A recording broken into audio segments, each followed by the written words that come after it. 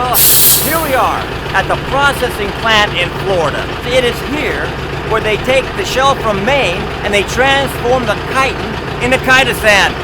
Yeah, chitosan. So what do you say we mosey on over to the quality control laboratory where the chemists create the chitosan? Now, I'm Sheriff Stephen J. and you are? Hello, Sheriff. My name is Vince Gallampo. So how exactly do you convert the chitin to chitosan?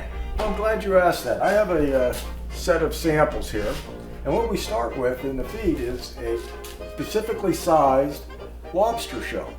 Okay? Now that lobster shell is raw lobster shell that's been dried and sized.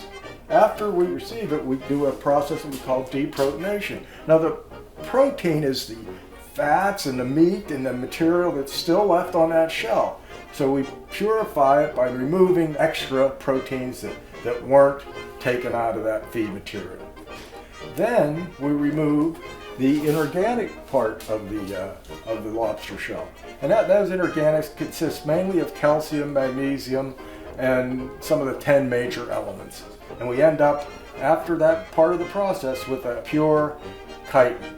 Now that pure chitin goes to another step which we call deacetylation. Now what we're doing there is removing an acetyl group from the chitin. At this point, we have a high molecular weight chitosan. Now, from that product, we can make a low molecular weight chitosan, but that involves another process. So let me get this straight. You have two products here.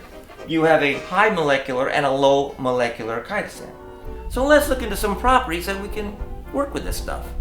First, high molecular weight chitosan. It's used as a flocculant, which promotes the clumping of particles in water treatment plants. In agriculture, it can be utilized as a spray solution or pesticide to control pest infestation.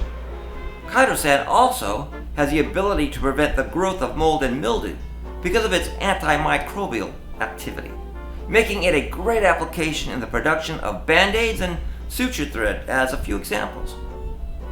Low molecular weight chitosan has been introduced as a component of cloth, with its introduction into yarn or as a spray application as demonstrated here.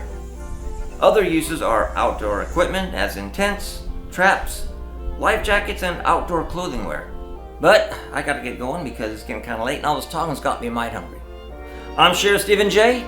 and thank you for joining me today.